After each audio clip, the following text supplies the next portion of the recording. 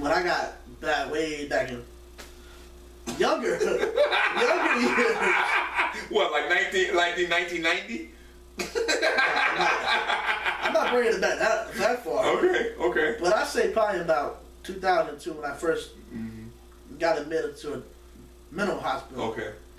The police officer, I got one juvenile delinquent bringing in. I'm like, what the heck does he mean by juvenile delinquent? Meaning that you're not doing nothing. You're wasting your life. You're not doing what you're supposed to. That's what that basically means. The juvenile delinquent.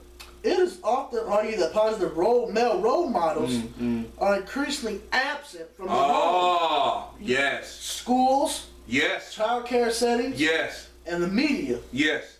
Ain't that the truth? That's the truth. And that involving more men and young men's education and care is key to solve many of the difficulties they face. So, I had a question, Brother Josh. You always got a question, Brother Josh. Well, I want you to think. It said often in regard to positive male role models are increasingly absent from home, school, and the media. Why? I got to rephrase this question a different way. Why do you think men that are in the homes? No, I know what I want to say. Thank you, Lord, for that. I didn't bring back. I can remember when I was growing up, when I was very young. If we had a male teacher, we paid close attention to that male teacher. We respected him. Nowadays, it don't exist. And I am no teacher, but we don't treat one anymore. Okay, and even when you were going to high school and you was in school, why did men or young boys did not respect the authority of that male teacher? Because they have the male authority in their life. That's good. That's right. That's what it is. So they was not. The father was absent from the home. That's right. Or either the father was there, he just didn't train the child up in the way he should up. That's right. And you know, I've seen a lot of things on YouTube. I don't watch YouTube like that anyway, but you know, only when I put our videos on there. But I see guys hopping up, jumping on teachers and fighting them. Man, if that would have ever been done during my time, in the grave. Oh my God, you forget about that. It's over. But now take that paddle, beat the crap out of Oh my God! And then not only that, but I got home. You got another one. Oh shoot! Forget about it. And did they really used to be able to beat kids in schools back then? Oh yeah. Yeah, if the parent authorized it, yeah. I used to get beat in the hand with a ruler. Yep. Hold your hand up. And that was a stinging thing. You think that? Put your hand back out there. I mean, my mother, my aunt. Well, not my mother. I called my mother, but that was my mother's sister. Because my mother died when I was 2 years old. I remember when I used to get a beating, my sister used to always cry, always laugh. She never cried, and she would laugh. And when I run upstairs and try to run from the belt, my aunt would tell me, "Come back downstairs. Come back downstairs." My mom would say, "Get your." So the point of it is, and I'm glad you said that. You know, I said my aunt. See, there was no father figure in my life. So all I knew was my aunt, and I loved her as my mother, but there was no authoritative figure in the house as far as a young man, as a man teaching me how to be a young boy trying to be a man. So that's what I'm saying. I remember I got in trouble at school one day, right? When I got home, I got a beating from my mother. When my dad got home, I got another beating from my dad. I was like, what's this double whammy now? My father, when he want to beat you, there ain't no running from him. Yeah, I understand. He's a big guy, bigger than me. I ain't want to mess with him. Yeah. But see, you know, when I was young, I always used to take advantage of my mother, you know. Boys always do. Because they play on the softness of the mother's heart. And now I realize that I'm older, that my dad did what he did because he loved me. Yes. And he wanted me to succeed. Yes. To see my stupid brother, on the other hand, doesn't recognize that and wants to do what he wants to do when he wants to do it. So that's why we had no contact with him, because it's a long story. But anyway, because he didn't appreciate my dad growing up. Right. But see, my dad wasn't his real dad either. Okay. So it's a double whammy. But me, on the other hand, I turned out to be okay, while my brothers, on the other hand, doing bad. You know, I don't know if I told you this or not. One night I was sitting outside talking to my dad one night. He said, he said, Josh, you know, you had every opportunity in the world to turn to drugs and alcohol. Your brother, on the other hand, had it made. And look what he's doing. I looked my father, my dad in the eyes. I said, Father, I'd never be like my mother. You know, that was true. 'Cause I'm never gonna be like her. Yeah, yeah. Because what she did to me and my brother was unexplainable. Right, I understand. I understand. I still hold a grudge against Okay. her. Well, don't you gotta But forgive. I'm working on that. I understand. I'm working on that. Okay. All right. But see, without the proper authority of manhood, Mm-hmm. when we're little, we have a king inside of us. Mm-hmm. But if we have not been trained in the way that we should go, the king will never come out. Because what's the four faces of manhood? Mm-hmm. The lover, the friend, the king, and the warrior. You can't have one and not have the rest That's of right. them. That's right. So we, as the king, the ones that we have We're the grown. king. We're the ones supposed to be able to instill the lessons that we learned There you into our go. kids. We have to recharge them. But therefore we don't want to because we're Yes. scared of that commitment Yeah, factor. because we don't want to plug in. We don't want to make a commitment. That's what it is. And it's the Fear factor. That's right. We Absolutely. men, we're very fearful. Oh yeah, we talked about this. Especially when it yeah. comes to commitment. Oh yeah, we talked about this last week. Why women push men away Sure do. because they have a fear factor as well because they have been abused so long, so they feel the same way. You know, Yep. Praise God. All right, let's move on, brother Josh. How do media images of men affect our lives? Now we're gonna stick with this because That's this a is good good. question, man. This is good because I used to tell brother Dwight. I told him that whoever controls the media controls the culture.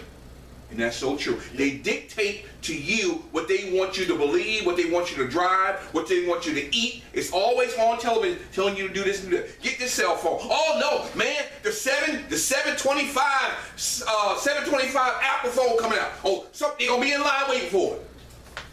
Am I right or wrong? Because they gotta have the newest gadget. Instead of connecting to boys' I'm lives, perfectly happy with my phone. I don't give a crap. That's gonna fall off just like the other one fell off. I had that took about 5 years. When that fall down, another 5 years, fine. Then I get another. To that point, I'm not getting it. Because it's worthless. They all doing the same thing. That just jack the price up more. That's all they doing. So you know how Apple do. Yeah, well, We're not gonna go there. we ain't going down that road. All right, brother. Turn on your television set and there's about a 90% chance the first person you view will be male. That's right. Yet although men predominate on TV, questions come up frequently about the types of men portrayed. Yes, yes. How do they relate to the men we know in our daily lives? Wow. That's a good question. That's a good question. Yes. Very often it seems clear that they differ a lot. Yes. Amen. Yes, they do. Primarily they're less real, more perfect, and more predictable. In other words, they're stereotypes. Okay, what do we mean when we look at people, the men on television and the men in our lives, or if we do have men in our lives, what do you think are some of the major differences from what we see on television and then what we see in the real world? What do you feel that's some of the major differences? There really is none. Okay. Okay. Now I'm gonna say this to say this. Mhm. I say that because most people are moved by what we see. Mhm. So if we see a man on TV with all the money, we want to be like him. Mm. So therefore, there really is a difference because it's commercialism. Mm. It's commerism. Consumerism. Yeah. Mhm. See, we see a guy on TV. Mhm. Take the weatherman, for instance. The who? The weatherman. Hmm. See, the weatherman is unpredictable. Yeah. And I say this to say this because he doesn't really know You don't know. the weather. He can predict it, Yeah. but the only one that knows it is It's God. God. That's right. So Exactly. therefore, we look at we're always looking at the weather on our phone to make sure he's right. Yeah. Right. Yeah. But see, most people that we see on TV Mhm. are, how can I put this? Let me put this delicately. They're fake, basically, because either they're hiding behind something that Yes. the TV told them to do. That's what I want to hear. That's what I want to The hear. TV told him to do that, Yes. and then he tells us to do that, and then if we actually go do it, we're not being the same his because we're going to get condemned for it. But see, the TV is telling that man to say this, to say that. And if you go off this script, then we're going to do this to you. But see, it's a double whammy on that too. Yeah, and I think you're very right about that, and I hope that y'all getting the meat of this conversation because it's very, very enlightening how we as men, especially when it comes to the media, we allow So-called men. Yeah, so-called men. I'm glad you said that. We allow the media to dictate to us how we're going to live our lives. All right. And usually, and my brother John says, majority of the men out there in the world today, really, they'll put a picture up on the screen. He got a big car, he got the girls, the hoochies, and they bouncing that thing like that. You know, all that stuff is all well and good, but the point of it is that's not real. But see, the people on the street, the boys think that that's all real, and everybody wants to be a gangster. Everybody want to be a rapper. Everybody want to be a basketball star. But all that stuff is not real. It's a game. It's a game. That stuff is not real because in real life, all those things are not going to happen like that. So the most important thing, I can portray to that. yeah, the most important thing is we as guys that know about manhood, we need to be recharging the lives of these young boys so they don't get into that fantasy land that if they don't succeed in this particular profession, then that don't mean that they're a failure. No, because the more you learn about who you are, the more effective you're going to be in the lives of others. That's what you're here for. To not only to better yourself, you are to better others by your experiences and to recharge these young boys' lives. Like I'm doing with Brother John, Brother Dwight, helping them to understand so as they grow older, they can be more effective in the lives of others. And that's what it's all about. But the media don't say that. Man. You know why? What's that? Because the media doesn't want to. That's right, because it's all about that money, making that paper. Go to the next one, brother. A stereotype. A stereotype is a view or characterization of a person or group of persons based upon narrow and frequently incorrect assumptions. Okay. I think I got enough for that. We experienced that. We got the Black Lives Matter. I don't understand what that is, but Okay, I'm explaining. I'm glad you said that. I'm glad. I was just talking to a client the other day about that. What that means, Brother Josh? Black Lives Matter. It's not so. Don't all lives matter? Wait, no. See, that's see. Wait a minute. Let's back up now. And I'm glad you said it that way because I have heard people, or our white brothers have said, well, all lives matter. Yes, all lives matter, but the killings are not being done in the white community. Yeah, It's only being done in the black community. So that's why Black Lives Matter is because in certain white communities that would not be tolerated. Period. hang them. All right, that's the point. So Black Lives Matter is only what they're actually asking for is just to be treated with respect and treated and give them the rights that they are born with as an American citizen. That's all they want. And that's what the struggles of the 60s was. Same exact thing. The voting rights. All the things they try to fight for, that's all it's about. We don't want, the black people in general, they don't want special treatment. All they want is what's due to them as any other citizen. And that's what Black Lives Matter. It's what it is that we're trying to stand up for our community. It should be all the killings should be in the black community. Why is it always that way? That's what it's all about. That's what it is. It ain't saying that we're saying that your life is less important to me. No, we're not saying that. We're saying that the killings are not being done in other communities as has been done in the African American community. That's what Black Lives is all about. All right, let's roll. Where? Let's go down to let's go down to sexual stereotyping because we all get stereotyped. And I experience a lot because being African American, I go in stores, people look at me. You gonna steal something? Yeah. Why is that, man? Because they're afraid of you. Why are they afraid of me? I ain't in there to hurt nobody. My money spent like everybody else's money spent. But that's how I get treated. Every single day. That's the way they were taught. But but why do we have to stereotype? And see, that comes back to Because we think we're better than everybody. I'm glad you said that. I didn't say, you heard what he said, right? You remember that video I showed you about the white brother? Yeah. You remember that? All right. He kept it real, didn't he? Yep. All right. So, usually, generally speaking, a lot of white brothers feel that they are being threatened because of their power and their status, and the minorities are coming and take it from them. Why are you fearful of that? Why? We don't want what all the minorities want is an equal opportunity. That's all we want. What's the issue? You will never hear a minority say that they're better than anybody else. Have you ever heard that? No, you haven't. But in the white community, you'll hear it. Come on. All right. Let's not go down that road. You racist. No, I ain't racist. I love all my brothers. Shoot. I'm just trying to keep it real. I know, I'm just messing. All right, let's go, bro. Let's roll. Sexual stereotyping. Sexual stereotyping, look at you got a tongue tied over here, begins early in men's lives. Yes. Boys learn what it means to be a man from family and peers. How can they teach and they don't even know? Nope. Mm. These ideas about approved behaviors and modes of thought are focused and supported by media messages. There it is. Bravery, adventureness, being able to think rationally, Uh-huh. being strong and effective, Uh-huh.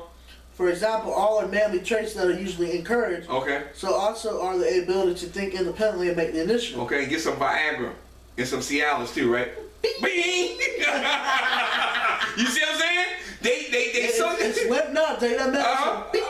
Okay. So what I'm glad you said that, because what they do is on television in the Western world, which is the Western culture, which we are. Use a woman. Yeah, they use women, but also they tell men when you get a certain age, at 18, you gotta take your first drink. You gotta have your first girl. You gotta have your first car. All that makes you feel makes you a man, but it does not make you a man. Nope. It doesn't. Just because you could raw dog don't mean nothing. Come on, G. That don't mean jack. It don't mean nothing, but they don't think that. All right, let's roll. At the same time, males are discouraged from pursuing many positive traits Yes. that are perceived as unmanly. Yes. These includes the ability to feel a range of emotions, including fear, Yes. hurt, confusion, or despair. See, a lot of us men are confused, but we don't want to ask for the help. That's right. I'm confused. Yes, because we don't want our pride to be hurt if we let somebody know that we don't know. That's right. That's true. That's right. Even talking about these feelings is considered unmanly. Yes. Men are also not encouraged to learn to work cooperatively without the need for control, That's correct. to love in a non-sexual way, Yes. to have friendships, or to solve conflicts without violence. Oh. Boys have deep emotional lives. Oh, now we're going to get down into it. This is where the key comes in, is because, see, if you're not recharging that young man with information to teach him how to grow into a man, then he's going to have emotional scars. That's why the Trauma Network was created. Well, that's why Minister Fidelis was created, because we experience so much trauma in our lives. We need the support of one another so we can be able to go through these trials together. That's what it's all about. Hallelujah. Thank you, Jesus. If I have somebody to support me, I got Brother Josh on back, I ain't got to worry. I know he got my back, and vice versa. That's where we recharge. I just don't recharge him. He recharges me. We recharge one another. Don't just charge your darn cell phone. You'll be my brother, and I'll be your friend. There it is, brother. There it is. There it is. You got it. You got It it. says in the seven commandments to grow into a covenant relationship. Covenant relationship. That's right. We're vowing to support, honor, and be honest With each other. That's right. Not to establish a brotherhood, but to establish a... It's not just to establish a friendship, but to establish a brotherhood. That's right. Absolutely. That's right. Absolutely. But see, we think of brotherhood as something totally different now. Yeah. Okay, I'm glad you said that. What do we mean when out here in the world, when they say brother, we are brothers or brotherhood? What do they mean out here in the world when they say that? No, Do you know? part of the game. Game? It could be, we play basketball together, we drink together. Society. Yeah, yeah. You know, I was talking to one of my clients the other day, and I schooled them on Masons. You remember we talked about that, right? Mm-hmm. And how it is a secret society. He said, I never thought about it. I said, yeah. Why would it be so secret and they hide things and all this stuff? And I said, you don't know that that's devil worship. You don't even know that. But that's neither here nor there. We go back and look at that video if you want to learn more about Masons. Go back and look at that video. All right. Okay. Let's roll, Brother Josh. Do we have to? Yes, sir. We're going to move, brother. Give it to him. How do parents and teachers... Oh, oops. We have a very hard time seeing the signs of how and when boys want to talk to us. Yes, yes. I ain't got no further. Yes, yes. Why is that so difficult? And I noticed this in Katie since he's very young. Sometimes he gets on my nerves. Papa, come on, Katie, give me a break. What do you want? Let me read. But I understand he wants to talk. He's very inquisitive. He wants to learn. And men, you got to be very attentive to these young boys that really want to learn and they ask questions. And sometimes with Katie, I tell Katie, let's go in your room and just relax for a little while. I'll talk to you later about it. But then he'll come back. Papa, I thought we was going to talk about this. Okay, come on, let me explain this to you. Okay, I'm gonna tell you what I did Tuesday night when I came over to get the bread on Tuesday. I asked him a question. It was in my spirit to ask him. I said, Katie, what does Nana call Papa? And he kept saying Boo. He said some other names. And I said, don't she call me Rev sometime? She said, yeah. I said, what does that mean? You know what that means? He said, no, I don't know what that means. I said, that means that I'm a minister. You a minister? I said, yeah, Katie, for 31 years. I didn't know that. I'm happy about that. I want to be a minister. You know, so he can't just be a minister. I told her. I told her. I said God has to call you. Yep.